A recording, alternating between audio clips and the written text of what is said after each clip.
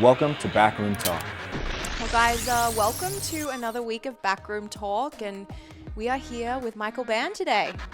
I bought an ab wheel at 14. I did 200 ab wheels my first day. Pretty sure I gave myself rhabdo.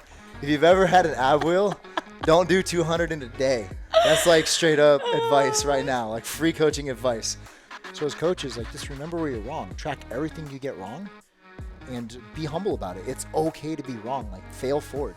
The one thing that I would say that I don't like is that people assume being jacked is healthy. I've seen jacked dudes that have 5%, and I've looked at their hormone profiles and I'm like, bro, you got less hormones than like a 13-year-old girl. To listen to more Backroom Talk, be sure to subscribe. Learn to design personalized programs with the OPEX system of coaching by heading to opexfit.com. Well, guys, welcome to another week of Backroom Talk, and we are here with Michael Bann today. What's going on, guys? The bandwagon. Yeah, the bandwagon. I wish I came up with that. That would have been great. I'm not even, man, I was so mad at myself when my athlete came up with that. I was like, I've had this name so much longer than I've known you. I should have come up with that. So,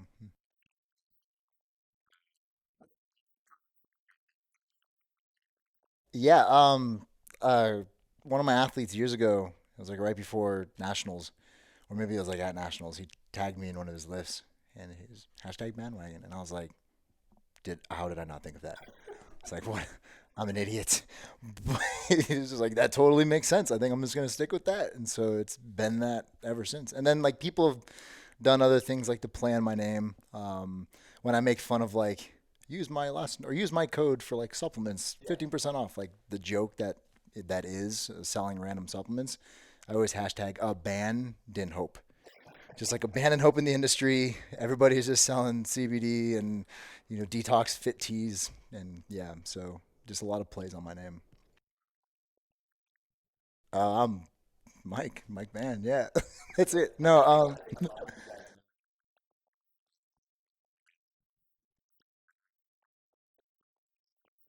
yeah, um, yeah. I'm a strength coach. I've been a coach for what now, 15 whatever years. So yeah, yeah. So I mean, oh God, I'm old now. But yeah, 35. Oh man. You guys are old. Well, thanks. Appreciate Welcome. that. Yeah, all So right. excited to chat with you today. One day you're gonna need a walker like us. We're old men now. Just kidding. Just like to give, Totally. just got to give these guys a hard time, right? Yeah. But yeah, I've been a coach for 15 years. I've been training, since I was 14, 15, freshman year of high school. Like typically when dudes start training, we get into the weight room at around 14, 15. Became obsessed with it, and fun fact. So I have Asperger's, and that's led me down this road of like being a professional toddler. So I like to say that I just ask why all the time. Like it makes all of my mentors and professors in grad school and undergrad mad because I'm like, why? Yeah, but why? Okay, but why that? And they're just like, just because, Michael, go sit down. And so over the last 15 years, I've asked why continually, and it just leads me down these rabbit holes to where I've just gone down rabbit holes on functional medicine and biomechanics and pain science and just everything relating to human fitness and performance. And I've just become like, I have this singular track mind of, I forget the world's out there, and I kind of forget that like I have to like socialize, and I forget to go see my family, and I forget that I have a family. Like my brother will text me, and like a week later, I'm like, oh, sorry, I was reading a textbook, sorry. So I've just done these deep dives, and just ended up, completely obsessed with anything that goes into what human performance and resiliency really is. And through that, I ended up just kind of getting into, tactical fitness. A lot of people that work with me are, in the tactical world, whether they're special operations or they're law enforcement or something along those lines. And then I started helping a lot of people get through selection, and people would come to me like, hey, so I kind of want to pass selection. I heard you're the guy. And I've never been a SEAL, but numbers to me make sense. And so I just started looking at all of the data that's out there and then the numbers. And I just started collecting numbers over and over again. And that's kind of where I sit right now is just I like to look at data, and I'm a data-driven coach. And so that's kind of where a lot of my success came from is I just started doing a lot of math and figuring out how to write programs for that. And nutrition is all numbers as well. So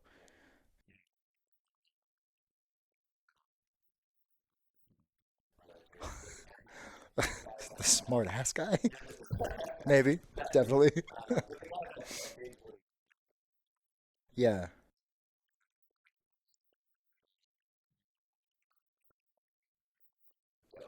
yeah. It's totally, totally the Asperger's, man. Yeah. So my entire life I've been that way since I was 4. So when I do something, I obsess over it, and I'll obsess over it for my entire life. So it's like for the rest of my life, I'm obsessed about this, and there's just no getting around it. And since I was, 14, 15 with lifting, forever curious about this, like, well, why do I get stronger, but I can't get more aerobic? I can't run faster. Okay, well, now I'm going to go read for weeks on end on this topic. And so I just became super obsessed. And that's probably where that, oh, Michael Bann's the guy that goes deep into rabbit holes. That's kind of where that comes from, is just my brain is wired that way. But again, I also sometimes forget, hey, I got to call my mom. Totally forget to do that all the time. So downsides to it, but also upsides. But really, just professional toddler. Why? And it used to piss my dad off to no end. He would just be like, go play, go somewhere else. Like, okay, but why? He hated it. Yeah. Just to rewind a little bit, what was that first coaching experience 15 years ago? Uh, Actually, I was helping a guy who had blown his ACL out, and we were just trying to help him. I mean, he had obviously had surgery, and he was, kind of in that not rehab stage, but he wasn't in that like, hey, I can go do whatever I want stage, because he's in like that interim. So I was just helping him out, and then from there it was, eating a lot of ramen and being broke, trying to find a way to make money doing this, and I was helping everyone I could. I was even trading. I was like, hey, you know what? If you do this for me, I will train you for free. And it was just constant practice and trying to get into the trenches as much as I could. I mean, I was obviously in school and I was studying as well, but it was slow going at first, to be honest. Like, it's weird to think about. I don't really think too deeply on 15 years ago because I can't remember a lot of 15 years ago. It's so long ago, man. It was like a lifetime, but it was really slow going. I had another job to help support and pay my bills, but it was a struggle. And it was before Instagram. It was before Facebook. I mean, this is when you had to have a .edu to actually have a Facebook account. So actually, this is when I was friends with Tom from MySpace. If you remember Tom. Oh, I remember Tom. Yeah, he was on my top 5 or whatever because I had no other actual friends because I also forgot that you're supposed to socialize in the world. But yeah, this is back in the MySpace days. So there was no internet coaching, no remote coaching. It was just kind of write a program. It was the old days of like, here's your 8-week program. Here's 2 blocks. Here's your mesocycles and macrocycles and microcycles. And it was before the day of like constant communication and like, here's your week at a time. So it was a very different time. Did you think you were going to make a career out of fitness and Oh, coaching at 100%. that point? Yeah. Yeah, I just completely knew like for the rest of my life, this is what I'm doing. But I knew that I didn't want to just be like a personal trainer in a commercial gym. Not that there's anything wrong with that, but I have this obsession with always trying to push harder and push my limits. And so I knew that I wanted to, go deeper, maybe work for a pro team, work with elite athletes. And I didn't really know how it would look. The way that I would kind of describe it, I actually stole it from James, how he describes it. You're in a hallway and it's a dark hallway and I have the flashlight and I'm kind of like, I can kind of see the end. I'm like, I can kind of see where I'm going, but I got to look down because there's probably some Legos I don't want to step on. And so I'm looking down the entire time, but every now and then I look up and I'm like, yeah, I got to go again. And so that's kind of what it was when I was, in my early 20s. It was like, I don't really know where I'm going, but I have an idea of where I want to go. And then as I learned about myself and I realized what I wasn't inspired by in coaching, and I realized what I was inspired by, I was able to start to align my vision much more. What were you not inspired by? At the time, I was not inspired by working with people who said they wanted one thing, but all their actions said the other. Whereas now I'm very inspired by that. It's a great puzzle, right? So when we think of coaches, the greatest challenge of my career was recognizing that it's a human profession. Because for me, it's like, I want to do this, I'm going to go do that, and I'm going to figure out a way to make it work. Most people can't actually do that. Like most people are like, well, I want to lose weight. Oh man, but I want to go on a date on Friday and I want to have some pizza and I want to do this. And it's hard. It's really hard for people to sometimes become truly aligned. And I've always had an easy time just being aligned. Like that's what I value. So that's what I'm going to do. And I don't care if that means I have to sacrifice other things. Not everyone could do that. And that really, really annoyed me, 10, 12, 15 years ago. I was like, you want to lose weight, but you're eating fast food all the time, dude. Like, stop. Just don't. But I really crave it. And I'd pull my hair out. And I was like, it's not hard, just don't. And I didn't realize at the time how much emotion goes into things. And I had no emotional intelligence at the time. Like, I didn't even realize I had emotions at the time because everything was just logic. Like, why are you crying? That's a waste of time. And now I'm, much more, mature, evolved, or whatever you want to call it. But I'm actually really inspired to work with those folks now.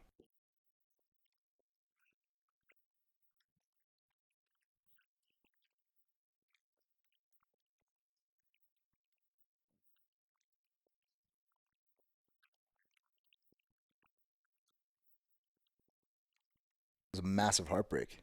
Yeah, I got dumped. And it crushed my soul. Like it destroyed me. And I was like, oh. And then I was like, wait, what the hell am I feeling?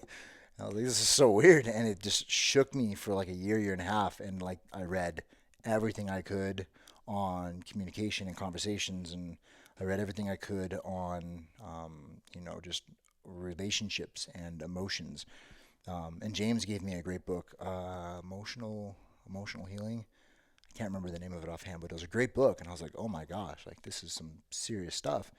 And then that's when I started working with some mentors with regards to the emotional side of things. And I have now what I guess you would call cognitive empathy, which means I can see something is wrong, but I can't feel what you're feeling. Like if your dog died, I would be like, oh man, I get why you're sad. Your dog died, but I wouldn't actually feel sad. Right. Whereas like some people are very empathetic and they're like, oh, they'll cry with you. If you cry, I cry kind of thing. I don't really possess that, but I finally learned how to be like, oh yeah, you're having a bad day. I totally get it. Like, let's talk about that. And so the catalyst was just a massive heartbreak. That's pretty much what it was. But I think that was great because it elevated my coaching. It was no longer about program design and writing, tens of thousands of programs and collecting data. It was like, okay, this data matters, but so does your mind state. So does your emotions. Like how you approach things in life in your own head completely changes the game for how you actually evolve and adapt to the stressors in your life.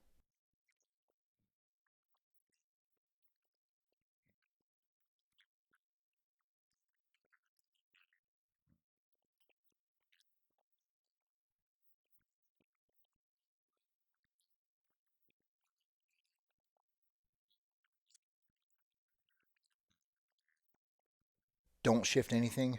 Don't change anything. Just start to notice. So one of the things that was challenged upon me or was given to me as a challenge was whatever you say, whatever you say, afterwards, reflect on it and ask, was that my benefit or was that for theirs? So it wasn't a matter of like, well, I'm going to explain stuff because I could go deep into the entire Krebs cycle and then the entire electron transport chain, and I can tell you what each step is happening, and I can write out the chemical equations, and I could do that to clients. And there was a point in time that I did. I was trying to explain, well, we have to do this because of this and because of this, and then this ATP comes over here, and it was like, whew.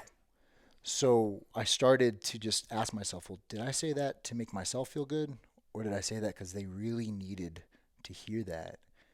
And I noticed at first it was all about me. It was all about making myself feel good. And it was my ego. And then over time, I was like, well, I'm about to say this thing, but I realize it's for my ego. Do I really need to say it? No, I don't, because I already know what I know, and they don't need to know that I know all these things. Hey, chew your food. And that's all I would say.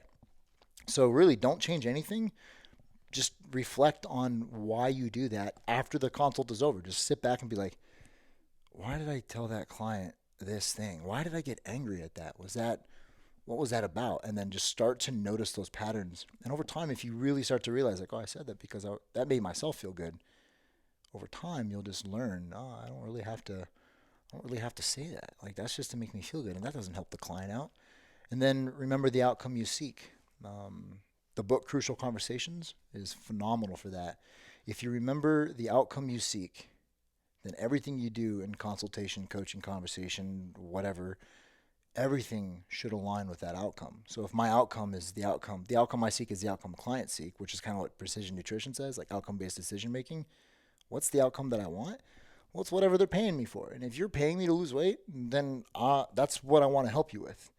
Now, if there's things in the way of that, maybe I have to bring those things up, like your behaviors, your emotions, or your thought process, but it has to align with the outcome they seek. And so I always ask myself and reflect on that, like, well, what do they want? What are their values? What are they seeking? Okay, let's start to make sure whatever I say, do, whatever is aligned with that. Yeah. So the scenario you laid out, Michael, of the client who says they want to eat or lose weight, but they're eating like shit on a Friday evening and, going out for happy hour every day. I feel like that's something a lot of coaches can relate to. You said you used to like hate that and shut it down. You love it now. What is your approach to starting to unpack that and working with those clients? I just want to know why they want to lose weight. A lot of the times you'll find that people will say something and what they really mean is something else, and they don't even realize it. So, oh, I want to lose 20 pounds. Oh, great, let's do this. And then they just don't seem to align with that. It's like, well, okay, maybe you don't actually want to lose weight, but maybe somewhere in your brain you think you need to lose 20 pounds because that's what it's going to take for you to get a girlfriend or a boyfriend or a partner and to get married. Well, let's talk about that now. Let's have a real, authentic heart-to-heart on like why you think you need to lose 20 pounds to get a girlfriend. And that actually came from my own learnings. I had typical 8-year-old. I was hanging out. I think I told you this story, Lindsay Martinelli. Yeah, so I was hanging out with this girl, Lindsay Martinelli, when I was 8 years old on the monkey bars. Did I ever tell you this story? No, I haven't heard Oh, this man, one. Let's you're go. in for a treat. So I'm 8 years old hanging out in the monkey bars with Ed Song and Lindsay Martinelli. Now, I'm in love with Lindsay Martinelli. She's the most beautiful girl in the world. I'm going to marry her, and I'm 8 years old. I know what I want, right? And typical Aspie, like I hyper obsess, and I was just crazy about her. And I've known Ed since I was 5 years old. We're still friends to this day.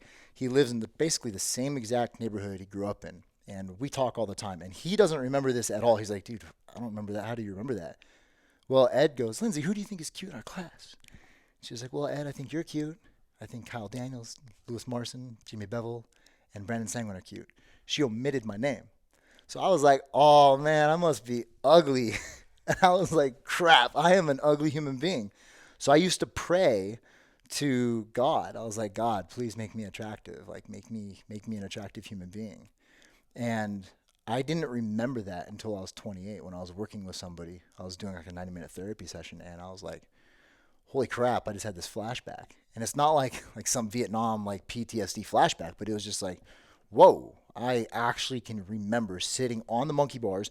The bar was hurting my hamstrings because you sit on them long enough, your hamstrings start to hurt and all that. And it was clear as day. And I was like, whoa, so much behavior was based on that time as an 8-year-old. And then when I got to be older and I was 15, 16, we started lifting weights. Like I was always a short, skinny kid, and then I got really fat, but I didn't grow. So like I never really like got tall and then filled out or leaned out. So for about a year, I was actually pretty chunky. And all these other guys were lifting weights. I was lifting weights, but I was just chunky. And they all had girlfriends, and they were jacked, and they had chest muscles and abs. I became hyper obsessed with abs. I bought an ab wheel at 14. I did 200 ab wheels my first day. Pretty sure I gave myself rhabdo. If you've ever had an ab wheel, don't do 200 in a day. That's like straight up advice right now, like free coaching advice. Don't do 200 in a day. I don't think I know anyone who loves an ab wheel more than you do. I love the ab wheel. So, but that's the thing is like, I know why I love the ab wheel because it goes back to my traumas. It goes back to the stuff I went through, which to any other human, like they're like, dude, whatever. And it's perception. And so then I was talking to this girl, Becky, and like all these things started flooding back to my head. But I was 17 and I talked to a girl, Becky, and she's like, oh, you got great abs, but you don't have a chest. And I became like this hyper obsessive person, like, oh my gosh, I got to bench press like 5 days a week. And anybody that knows me knows I love to bench press. I straight up bench press all the time. And that's what, like recognizing that as a 28-year-old and then spending, the last 7 years really reflecting on myself and noticing like, wow, like I really love these things because of that. And then realizing that You don't care how I look. You don't care how I look. Nobody out there really cares how I look. Nobody cares if I have a six pack or if I have like a ripped chest or whatever. But I cared. And then I started to realize that it was my egocentrism. It was being egocentric, words, man, that really changed the course of my actions. Once I reflected on that, I started to see how I'm honestly not special. Like, I'm not a unique human. You've had it, we've all had it. And so I realized that whenever clients are like, well, I want to lose weight, but then they don't, I'm like, okay, there's something else there. Let's have a legit heart to heart. So there's a malalignment or misalignment. I prefer the term misalignment because malalignment sounds bad. Misalignment is just like, you're just a little off course. So I like to just say, hey, you know what? This is something I've noticed. You say you want this, but a lot of your actions, you're not really showing that. So like, talk to me. Like, why do you want that? Let's come up with something together. Let's have a heart to heart and really like shoot the shit about this. And that's when I started to realize like clients eventually, they kind of like break down. They're like, well, actually, my husband doesn't, really ever get intimate with me anymore. And these things, and I just feel like I have to lose weight, or like after I had the baby, and a lot of raw emotion came out in consults. And it just opened my eyes to be like, oh my gosh, like there's so much more to coaching than here's your program design. And then it led me down the rabbit hole of like pain science and psychosomatic pain, all of John Sarno's work. And he passed on a few years back, but like he was a pioneer in the psychosomatic world. And I started to notice like people would have pain, but they'd have emotional constructs. And I started to see a lot of patterns in that. And that's like my forte as a coach is I see patterns. I would argue I see patterns better than anyone else because of my brain. And I noticed patterns on patterns on patterns. And I was like, okay, I was able, like I was on Hinge for a while and I went on this date like whatever, 3 or 4 years ago. And I was able to tell this girl, I was like, I think you have some problems with like your dad, but you and your mom are really close based on how your back pain feels. And she freaked out. She was like, how do you know that? Like what? And I was able to kind of go through like stuff based on like her pain levels. And I just noticed patterns with like, certain people have pain, but it has nothing to do with movement. And a lot of the times it does have to do with movement, but that period of time really is what like evolved my coaching. And so I think the best piece of advice to come full circle, just recognize that everybody has a reason they do something. And the only thing we have to do in life is die. Everything else is a choice. And once I realized that, I was like, wow, everything we're doing is a choice. Like you're choosing to eat Taco Bell or McDonald's or whatever, because eating that to you somewhere in your brain is beneficial compared to the opposite. So now let's find out where that comes from. And that's a lot of DeMartini type stuff where, you can start trying to figure out like, hey, you eat a lot of sugar. Let's talk about the benefits of sugar. Great. Which is the opposite of what most people do. Most coaches are like, well, let's talk about all the bad things about sugar. Well, there's a lot of good things about sugar too, right? It gives us energy, makes us feel good about ourselves, gives us that little emotional eating relief. Okay, now let's talk about the alternatives to sugar. Let's not worry about the bad stuff. Let's talk about the alternatives. Okay, now let's talk about the bad stuff. Once I have 100 alternatives, let's talk about why we might not want to eat sugar versus just telling you all the bad stuff, which creates some anxiety or emotional attachments to food. So yeah, that whatever year period of my life, that really elevated my coaching and helped me remove my ego.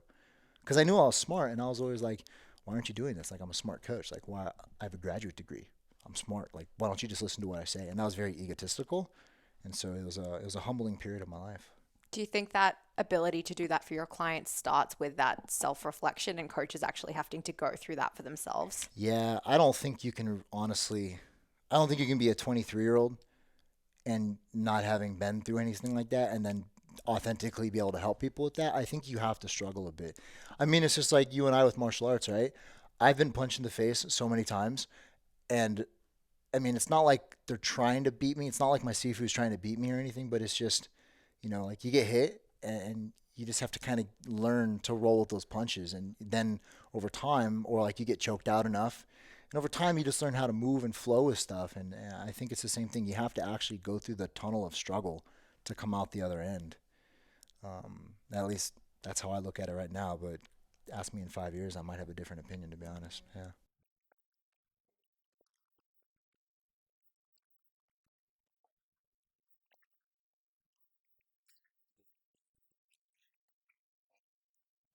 My niche would be helping people who have unique situations So I could help anybody, to be honest with you. Like, I know that for a fact, but my niche would be helping people who have tried to get somewhere and have fallen short and feel lost. So like I've worked with people who are like, yeah, man, I just want to get through, special forces selection, SFAS. I failed the first time. Okay, well, let's take a look. Let's see what we got. Boom, look at the data, do some testing, run their labs, look at all their physiology. Hey, man, these are some limiting factors. So really, I think my niche is finding the limiting factors in people's fitness growth versus, like, I don't know, maybe like you have people out there that are like, their niche is body composition and like posing. Like they can just tell you like, oh, we need to work on this a little bit more because the judges are going to say this, and that's just not my thing. But when people come to me, it's usually because they have some limiting factor preventing them from getting where they want to be, and I'm the one that can investigate that and find out.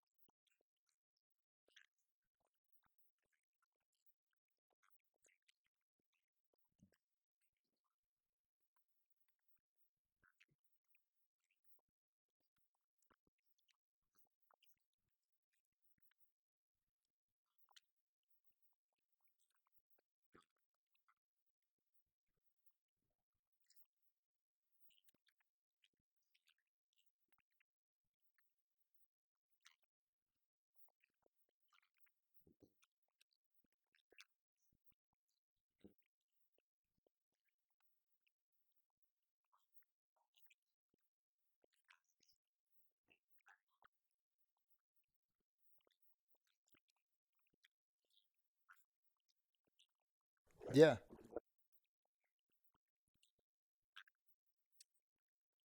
Yeah, I think you have to visualize success, and you have to. I had this conversation with an athlete, Sarah, probably about a month ago, like in December, and I was like, "Hey, yeah, yeah," and I was like, "Hey, you keep telling me all these reasons, all these things you need to do to fix your muscle up, and this is like a CrossFit thing, but it applies to all aspects of fitness." But I was like, why can you do a muscle up? Go hand write 20 reasons why you can do an actual muscle up. And she did. And the whole point of that was like, you need to start focusing on why you can do stuff. Because when we start focusing on everything we have to fix, we're subconsciously focusing on all the stuff that prevents us from getting where we want to be. So I flipped the script and I was like, just tell me why you can do muscle ups. Now go make the decision to do them. And 2 weeks ago, she got her very first muscle up. And now she's busting out muscle ups left and right. She had all the strength. She had all of the pulling requirements, the pushing requirements. She had all of the technique requirements. She had the joint resiliency. She had the tensegrity of her tissues. All that stuff was good. It's just what's between the ears controls what's below the ears. And so I take a unique blend, and I always consider the top-down approach. What's between the ears, literally, like, let's have a conversation and let's find out where your headspace is at. But there's also a bottom-up approach. Like, it's hard to really get good at fitness if you don't have good glucose tolerance, immune function, circadian biology, hormones, and oxygen delivery. If those 5 things aren't good, I don't care how positive you are. I don't care who writes your program. You're not going to make it. So you have to take care of the bottom-up approach. And you also have to be aware of the top down. And so for Sarah, it was like a visualization thing. Like, go write down all these reasons. And now she's crushing it. She's doing really well. And that's the same thing for my guys in SF. It's like, hey, man, tell me what a good ruck time is. Well, no, this is the ruck time. Well, no, actually, dude, your ruck time is probably in the top 1% of people that graduate. Here's the data. And then they see that and they're like, wait, you mean my 2 hour and 5 minute, 12-mile ruck is actually good? Like, yeah, it's actually really good. So, just trying to give people exposure to that and giving them the confidence, help them feel good. I had a guy just last fall pass Canada's Special Operations JTF. He passed their selection. I had another guy pass SFAS. So it's really, if you really think about it, it comes back down to like the mind is primary. And you got to believe in the program, but you also got to believe in yourself. And that comes down to visualization. And that's where I think as a 22-year-old coach, you just don't have the exposure or the experience to help that. And that's okay. Like, you have to go through the struggle tunnel, or you're just going to be a 35-year-old that never went through the tunnel, and then you're still not going to help anybody. So it's one of those things that, like, if you're frustrated as a coach, it's all good. Like, you're no different than I am, and you're no different than Carl or Georgia. So at the end of the day, we're not special people. Um, I really subscribe to the notion that whatever I go through, there's probably 10,000 other guys that have gone through it. And if they got through it, like, I'll get through it.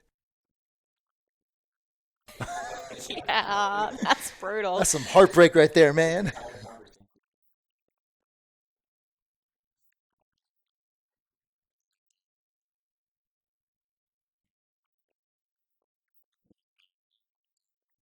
Yeah, like, make me attractive. Kneeling at the end of his bed. Yeah.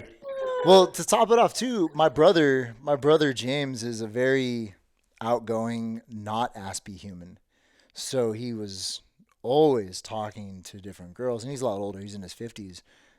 And when he was growing up, he was living in a new country like every other year because my dad's military. And so they were traveling all over Asia and Southeast Asia and all over America. And so he had to learn to make friends and he had to learn to talk to people. And so he just became like a ladies' man. And he would always have new girlfriends, and I didn't. So I was always like, I must be ugly. And he's not because he has girlfriends. So, like, I obviously need to look like my brother. So I would literally be like, God, make me look like James.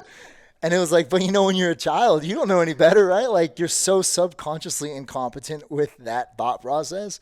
And it wasn't until I was 28 that it was just like, wow, that sounds silly. And, I laugh at it now, but at the time it was like this, oh God, that hurts. And it was just this kick in the butt that completely humbled me.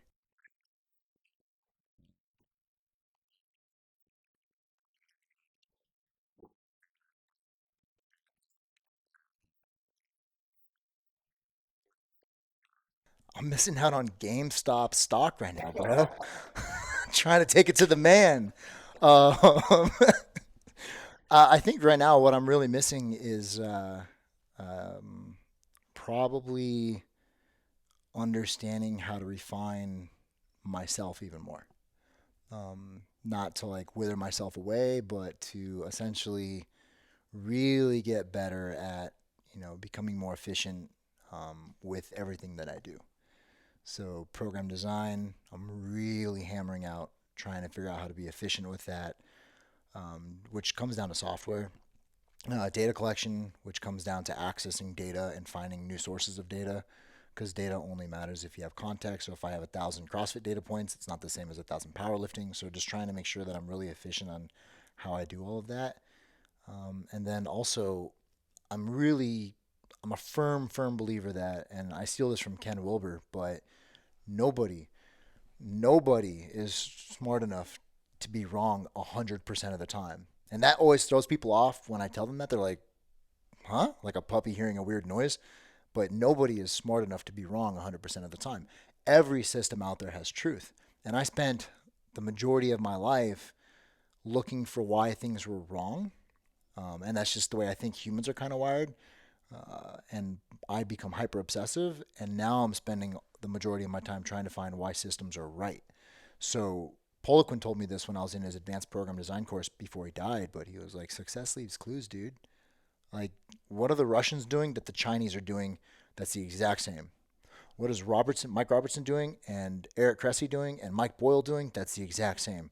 Maybe do that. Stop looking for the special secret scroll sauce. And so I'm constantly looking for the partial truths. I think every system has a partial truth, and that means we have to find the systems. And I think for myself, and I think just the state of society right now, we're looking for why other systems are wrong. Like, well, no, like the left is wrong, the right is wrong, blah blah blah. It's like, well, let's start looking at where we're right, and let's start seeing where we are correct. And as Bruce Lee said, let's take what is useful, discard what is useless, and add what is uniquely our own. So as a coach, I'm always trying to find like, well, what's right about that system? How can I use that, and how can I use it in my way? And how can I spin that to work for my approach? Just like in fighting, I'm 6'1". You're not 6'1". I can't fight like you. You can't fight like me. You got to find a way to make the concepts work for you against whomever your adversary is, just like I have to find a way to work for me. So coaching is the same way to me. And so my hope is that I want to, one, just put that out there is just the Jeet Kune Do of coaching, if you will, is just like showing people You can't coach like me. I can't coach like you. Your brain's not wired like mine. Mine's not wired like yours. So we got to find our own way to make it work, but by finding the accuracies versus the discrepancies. We're too busy with our egos in the industry as a whole. And I'm a part of that, is just looking for like, well, no, like FRC is wrong, and PRI says this, and DNS says this, and macros, no micros, and everybody's just like this. And it's like, well, I think my job as a coach now is to really begin to master and understand why all of it's right. Like, why are macros right? Why are they also wrong? Why are they right over here, and why are they right over here? And let's learn to apply it and really give individualized approaches to humans. What are some of the like patterns or universal truths that you have observed across, different ways of doing fitness and different ways of coaching? I know that's a big question. Yeah, it's patterns. We tend to do things based on, and I don't want to say traumas, but traumas. So like essence, I look at the nature versus nurture kind of thing. Like, we all have an essence. I've always been a naturally powerful human, but I wonder if it's because of my traumas. And again, trauma's not like, like assault, violence, those kind of traumas, or abandonment issue traumas, but just like Lindsay Martinelli was a traumatic experience. Like, I'm not like having nightmares about it, but it's just one of those things that, like, it altered the course of my future. And so the one, I think, universal truth that I would say is we do things because of what we've been through. And another partial truth, I think, would just be that most people that step through our doors, clients that is, aren't fully aware. And another universal truth would be, as coaches, we can never fully understand what's in someone's head. And so knowing that I can never truly know what's in your brain. You can tell me what's in your brain, but are you lying? I don't know. It's impossible to know. So understanding how to have consults with that thought in mind allows us to not harbor any judgment for the actions of our clients, and just to always remember that we're there to, guide them.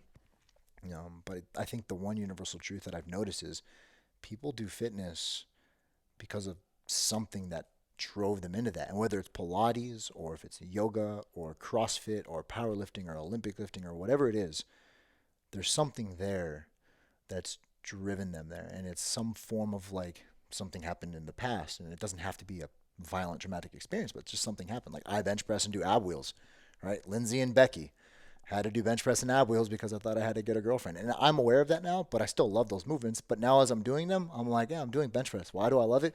Because of this when I was like 16, 17. And I think that's something that is a universal truth, is we do fitness because of something. There's something going on there.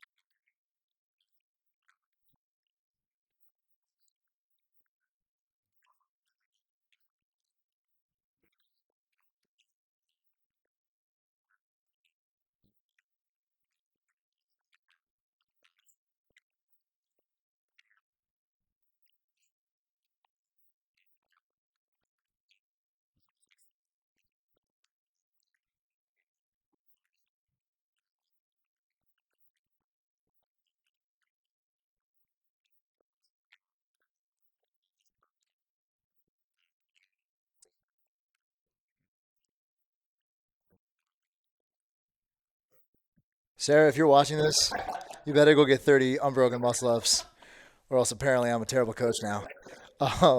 No, you're.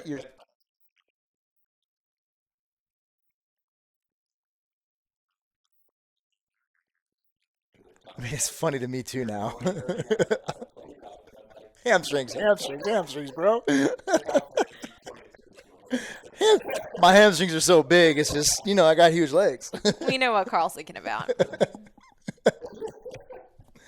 Yeah, I mean, it's awareness of your biases. You just have to something that James told me when I was like 24, 25. I don't know, it was like 10 years ago, whatever. But he was like, you got to be a fly on the wall, watching a fly on the wall, watching the fly on the wall. So the fly on the wall is watching us talk, but then I'm also a fly watching that fly observe. But that fly's got biases, so I'm going to be a fly watching that fly's biases, watching this fly's biases, watching our biases, and learning to really peel the onion layer back and ask why. Like a professional toddler, like, why did I say that? Okay, I said it because of this. Why did I feel that that was that? Okay, why did that? Oh, that comes from over here. Why does that bother me? Oh, and just really peeling that onion layer back. And I do think that when somebody comes in, I'm not. I mean, I'm definitely not going to say like, oh, you don't want to lose 40 pounds. You just want to get laid. Like that's not really what I'm thinking. But what I usually do is I ask them like, oh, awesome, great, yeah. So when's the last time you made an attempt to lose 40 pounds? And I try to pull consciousness out of the client because a lot of the times, I had a client years ago. It's like I want to do an ultra marathon. I want to compete, get ready for CrossFit, and I want to get toes to bar, but I don't have strict pull-ups. I was like, what's your timeline? 6 months. Whoa. No. And it was like, I didn't know how to handle that because I was like, no. And now it's like, in hindsight, I should have been like, when's the last time you ran an ultra marathon? Well, never. When's the last time you ran a marathon? Only one. Okay, let's have a conversation around like what you think it's going to take to get to your goals. And so somebody says they want to lose 40 pounds. It's like, well, when's the last time you lost weight? Okay, so you lost 40 pounds a year ago. What happened? Why'd you gain it back? And trying to pull out some awareness of like, okay, like these are some things that limited you in the past and you had to get rid of those limiting factors. Are we going to be able to do that again? And just trying to have these conversations without ever telling somebody like, no, you don't. But it's more just like, hey, you're just trying to find out where they sit on that consciousness continuum. And like, you don't even realize that you're not going to lose 40 pounds for 6 months. Your hormones are so jacked up. I'm going to take 6 months to fix this before you lose a pound. And that's what's a struggle, I think, for coaches is working with the clients that don't have consciousness. I don't know about you guys, but like when I work with somebody that's completely unaware of how realistic a goal is, and no matter what I say, that's a struggle for me. It's just like, this person really doesn't get it. Like, you do need to go to sleep. Like, you're not going to bed on time, and then you're claiming that sleeping until 6 is sleeping in. It's like 6 a.m. is not sleeping in. Like, that's like reveille. That's like time to wake up, but it's not sleeping in. And so like people's awareness is just so out there. They don't really understand it, and that's where it gets kind of tough. And that's where the reflection and understanding where your biases come from. And sometimes it's just you have to recognize as coaches, you can't fix everybody. Like your job is not to fix people in the first place. Your job is to help them fix themselves. Right? Like you can lead a horse to water, you can even drown the horse, but you can't make it drink. So our job is just to kind of like be guides, like a little miniature GPS, but they're really the captain of the ship still. And so that's kind of how I try to view the coaching relationship. I'm here to guide you, but I'm not here to dictate anymore. Uh, I mean, well, I want to have both, right? Like I obviously want to have an impact on my clients, but I have a deep found passion. I'm very fulfilled and very inspired to mentor and teach, and to kind of show my perspectives on everything. And I think that's because when there's something that I don't get, I obsess. Like I'll lose sleep. I mean, I read a textbook in 2 weeks because I was confused about something, and I read the textbook through and through in 2 weeks, and completely negated the relationship I was in, which led to the breakup. To be honest with you, and I know that frustration of feeling lost, and I know there's a lot of coaches out there that just get so confused because there's so much dogma out there. There's just like, no, this is the way. This is the way. And it's like, no, okay, calm down, Mandalorian. This is not the way. But it's like I want to help people recognize that there's more than one way to the top of the mountain. Generally, there is only one safest way, one most efficient way, etc. But if coaches can stop trying to emulate other coaches and just see, like, I'm never going to move like Bruce Lee. I'm way bigger than he was. But if I can take his concepts and apply them to my life and my fighting, and that allows me to make myself a better fighter, just like you do with your stuff, and same thing for coaching. That's what I want to do to the industry. I want to show people, like, hey, here are principles. Like CCP, brilliant principles. This is how I use them, right? You may not use them like this because you don't work with the same people I do. Like, you're not working with people that are training for, SF or any tier 1 operation unit, so, but this is how I use them. And so I want to show people kind of, this is how I do things. Don't emulate me. Recognize how I do it, the why behind it, understand what works and what doesn't work, and then go play with it and figure it out on your own so people can build that confidence. Because I used to I want to coach thousands of people and help people, but then I realized, like, I'm probably never going to coach 1,000 people at once. But if I can coach and mentor hundreds of coaches, thousands of coaches, they'll all have 50 clients. And so I can really leave a lasting impact there. But really, the goal is just to leave the place better than when I found it.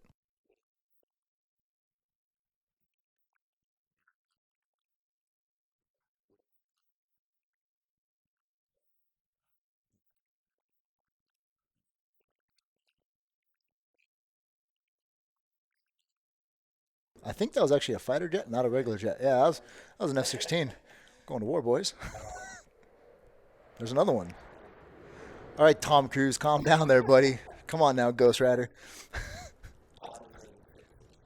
I think people are starting to realize that information is decentralized, which I really appreciate. Now, granted, I'm still a firm believer in school. I mean, I spent like a decade in school. I have degrees in justice studies, criminology, criminal justice, kinesiology, minored in dance. Like, I really believe school is an important part of being a great coach. But at the same time, there's a lot of stuff I really didn't like about grad school. The politics of it and the bureaucracy and all of those things. And I really like that now things are being decentralized, right? Like, I have 0 certifications. I've let everything expire. I have a graduate degree that'll never expire, but everything else I've let expire because the market seems to care more about results now versus letters. And at one point I had like 30 letters after my name. And I really appreciate that everything is decentralized. If you want to learn something, it's on the internet for free. Like, you can go to Reddit and just learn whatever you want. Like, the data, I found so much data on different like types of fitness just through Reddit. Like, I go to Reddit, I'm like, oh, I wonder what is a good back squat for like this sport, and like, just you go find it. And I think that I love that. The downside is I think a lot of people don't know how to critically think. So I think that the information is out there, but if you don't know how to apply context, coaches without context, coaches that have data without context are clueless. So I think there has to be context behind the data, but I love that everything is being decentralized. And I love that, when I got into this industry, coaches were getting yelled at for assessing movement. PTs and chiros are like, no, don't do the FMS. Like, that is not for that's not for trainers. That's for physical therapists to look at movement. And trainers are like, nah, bro, like, we're gonna do it. And we did. And now look, like, movement is like my shtick. Like, I've studied movement. I've done over 12,000 FMSs, collected the data on all that, and I've written numerous papers on why you shouldn't do the FMS, all evidence-based papers, and I've written numerous papers on why you should do the FMS, all evidence-based. So I love that that has shifted, and I love that now, not saying we're trying to practice medicine as coaches, but a lot of the stuff that's out there on functional medicine is now being looked at from the fitness lens. It's like, hey, wait a second. We actually do have a gut muscle axis. We do have a gut skin axis. Gut health does matter for fitness performance. It's not just about celiac disease. And we're starting to see how important quality of your nutrition as well as quantity is. Whereas just 10 years ago, it was like, no, man, II, YFM, if it fits your macros. And now it's like flexible dieting. And I think that's so important. Like, if one doesn't have underlying health conditions, like, enjoy your glass of wine and have a pizza. It's all good. But now coaches are starting to realize, like, whoa, there's a lot more to it than calories in, calories out. And I think some of the dogma is starting to die, and I really like seeing that. Not that I'm thinking like coaches out there that just do macros. Like if your clients don't have underlying health issues and you work with studs all day, like that's your thing. Like heck yeah, keep doing it. But most of us don't work with pro athletes all the time. I've been very blessed to work with a lot, but they're kind of boring. It's just like, yeah, here's your protein shake and a fist bump because you're already really good. Like that's not a challenge. And half the time they don't want to pay.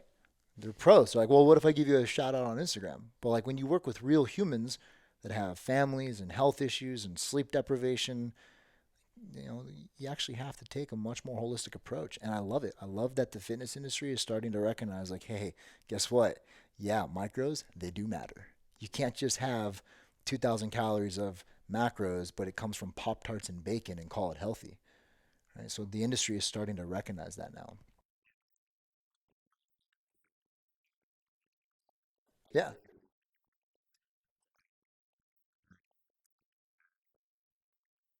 could be. Totally.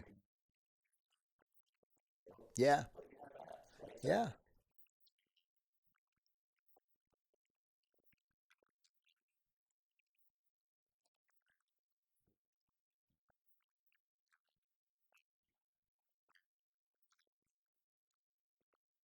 Totally.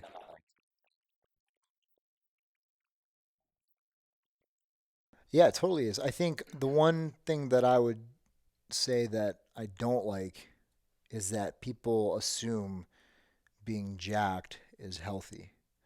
I've seen jacked dudes that have 5%, and I've looked at their hormone profiles and I'm like, bro, you got less hormones than like a 13-year-old girl. Like, that sucks. Like, that's not healthy. But they look great. And I think that's one thing that I don't like about the industry is that there's still this idea that like aesthetics equals health. And, I think a lot of people don't realize that. And that's something that kind of bothers me quite a bit, actually, still. But I like that more and more people are becoming aware that health is more than just, you know, body comp. There's still some people out there that preach that, but I think that's a dying breed. I really think in the next 10 years, they're going to be kind of like kaput coaches out there that know how to write good macros and know how to write good micros. And I mean, there's a million and one courses out there on how to read blood work now that you don't have to go to med school because you can go watch doctors lecture on this stuff for free on YouTube and get all the information. And it doesn't mean you're going to practice medicine, but if you want to understand, like, hey, your white blood cells are at 3.2, you're going to have a hard time training, buddy, which means you're going to have a hard time getting to where you want to be. And just like recognizing these things, I love that the industry is decentralizing this. Kind of like, Dogecoin, but like currency is being, decentralized. Little shot there, but like, dude, so much. Yeah. I'm on Reddit all the time, man. I'm on it all the time. But I like that things are being decentralized. Like, I really think that, information is very readily available to people. Yeah, I was going to say, like, it scares me a little bit sometimes because I'm like, an 18-year-old that reads this might not know how to actually understand it and apply it. But I think it's a good step. But we got a lot of challenges ahead as an industry just to kind of show people, like, principles don't change. Concepts are concepts, right? Like you can't reinvent the wheel. I can just show you how to make a wheel work for you in a certain environment. But principles never change. And I think that's something that I think the industry is starting to see.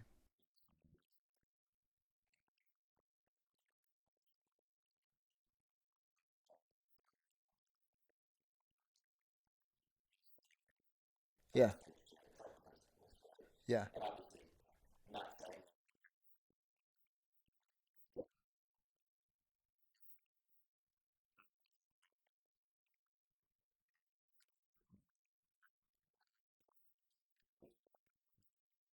Yeah.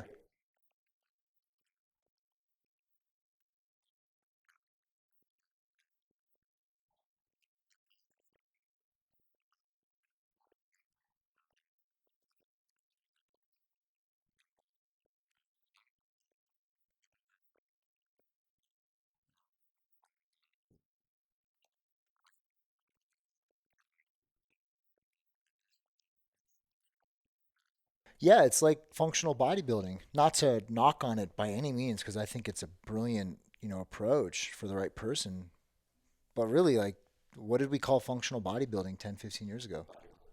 That or alactic aerobic work. Yeah, like bodybuilding or alactic aerobic work, right? Like the conditioning is like wall walks, Turkish get-ups, double unders, and something else. It's not really like high intensity. It's just alactic aerobic. I think they did a brilliant job marketing it, and just like CrossFit remarketed something that was already there. But I think that more and more people are starting to see the principles of stuff, and they're like, oh yeah, that works because of this. And again, it's the partial truths. Everything has a partial truth to it.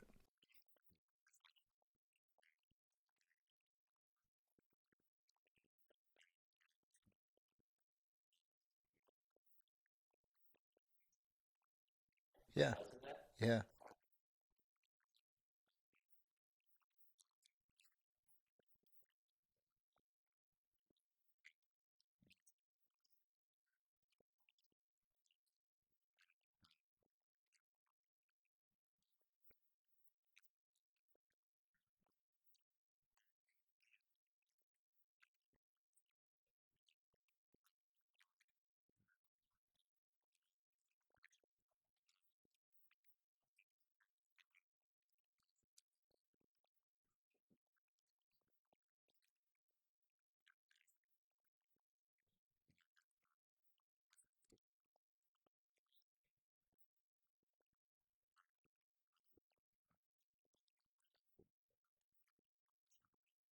yeah. I mean, just lift, do movements, do movements that don't tax your brain. Yeah, do movement. Do movements that don't tax your brain. Understand eccentric, isometric, isokinetic, and concentric contractions and open and closed kinetic chain models. That's where I think I want to teach more coaches is for them to understand how to actually consider that. Because when you really consider all of that, like eccentric, concentric, isometric, isokinetic, if you even want to go that way, as well as open and closed chain models of movement, and then mix them up and understand the central fatigue versus the peripheral fatigue and how that all fits into a design of the program within daily undulating periodization. You see how complex it can get, and like or really understanding how to program that on the fly just by watching somebody move and looking at their HRV score. That's where the fun stuff gets, for coaches that really want to dig into program. But for most humans, it's like just lift 2 to 3 times a week, progressively overload. And I don't remember who said it. It might have been Alan Cosgrove. He said it within the last few weeks. It was on his Twitter. I'm on Twitter a lot too because I started following Elon Musk and he's got great tweets.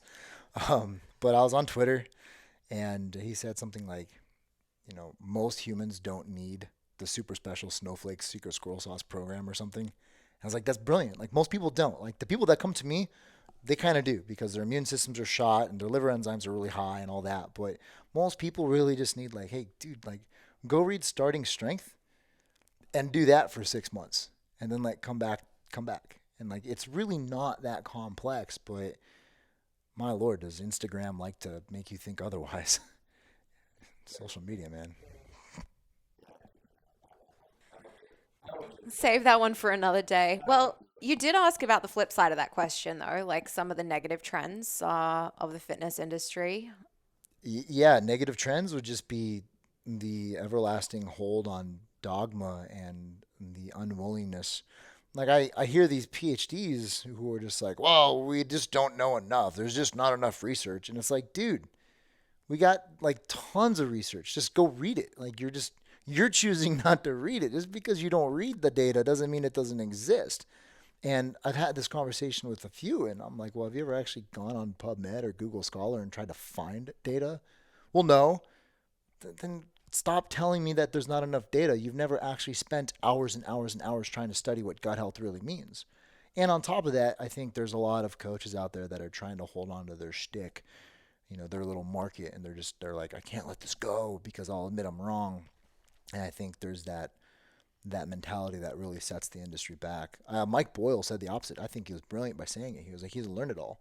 He gets criticized for changing his mind. He's like, yeah, I changed my mind because I learned and I realized I was wrong. Like, shouldn't we do that? And I think the industry doesn't do that enough. And at the same time, like, did the Wright brothers have a pilot's license? No. Like, there was no evidence. Yeah, exactly. Like the FAA. Did the FAA give approval for the first flight?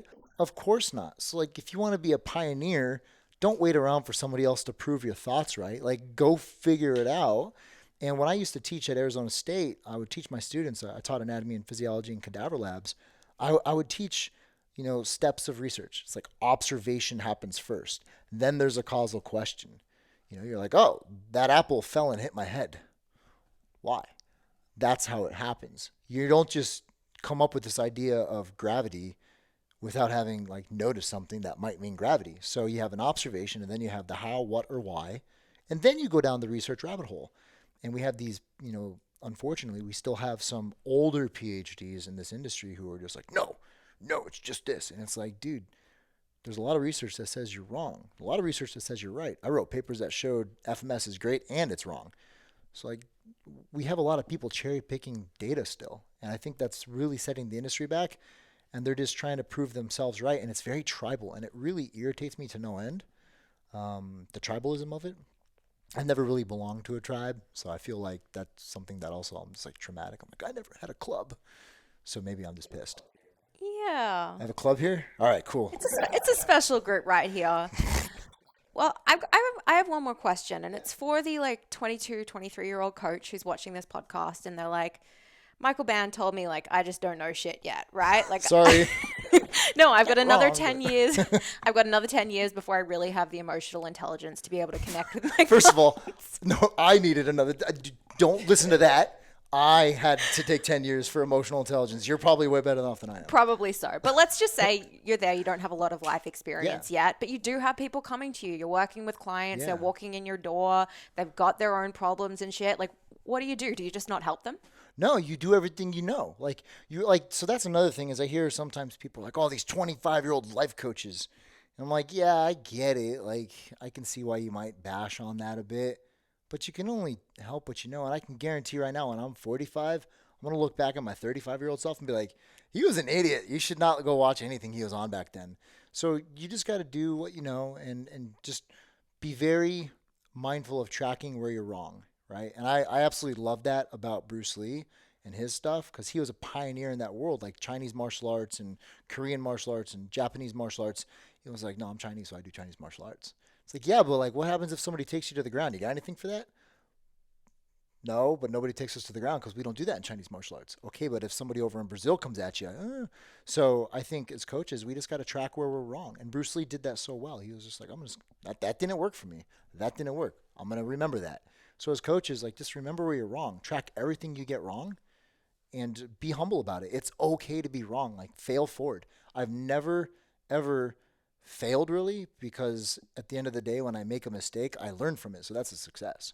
And that's a really hard lesson to learn. But man, just last week I had a client kind of tell me, they're like, I don't think we're aligned. And I was like, oh, I fucked up. And it was like this, like, I need to be better at communicating with this human being. Especially after like 2.5 years of working with them. I was like, oh shit. So it was like this humbling moment of like, I've been doing this a long time. I got 30,000 hours of coaching under my belt and I still make mistakes. And it was an immediate moment of like, nope, I got to be better. So even if you're 22, 23, it happens to the veterans, it happens to everyone. Just recognize where you're wrong and be open about it. Like I've had clients that are like, I appreciate you actually telling me you don't know. Like we get this feeling that clients want us to have all the answers and we really don't. It's just like, hey, I'll be honest, I don't know. I'll go try and find out. I'll ask some people. I'll ask around. I'll try to find the answer, but I just don't have one. And even to this day, there's times where I'm like, I don't know why you're not losing weight. I have a client now, 5 years worked with them. Haven't been able to make them lose a pound in the last 2 years. We've done everything. We've looked at hormones. We've looked at everything. I've referred them out. They've fixed everything. Nothing. And I'm just like, the only thing I could think of is this. And it's just like, shit, man, I'm still stumped. That didn't work. Track that. Just track where you're wrong. Track where you make mistakes.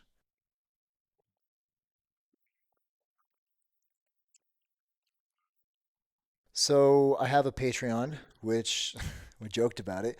It was like last November, I took a photo in front of that giant fan and somebody was like, oh, you're going to make an OnlyFans. And I was like, yeah, this is my only fan. And I was like the big fan. But then somebody was like, you should actually make a Patreon. So I looked into it. So I made a Patreon. So once or twice a week, I put up 20 to 30-minute videos on just how I use principles from everything. So I've done, CCP, FMS, SFMA, FRC, TPI, blah, blah, blah. And I combine all of it. And I just kind of show people on my videos like, hey, this is how I do stuff. This is how I develop macros. These are different approaches I've taken over the years. And then I also lecture on physiology stuff on my Patreon. So I made a 30-minute video on thyroid physiology, videos on emunctories, etc. So you can go to my Patreon, or you can go to my Instagram, which I put a lot of stuff out there. And I've recently gotten into memes. So I'm learning how to make better memes. So if you like memes, do it. Yeah, I have a Twitter now. I do a lot of tweeting. Yeah, so you can also find me on Twitter tweeting away. Just trying to catch up with all the young kids, man. It's hard. No. No, no, no, I won't. I might do like an Instagram Reels at one point.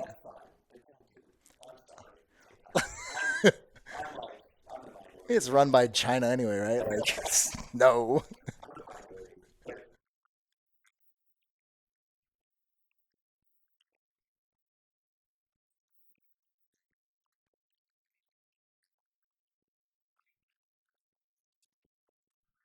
Hurts my soul. That's how I felt about Bitcoin 10 years ago. I was like, this is stupid. It's never going to take off. I'm not investing in that.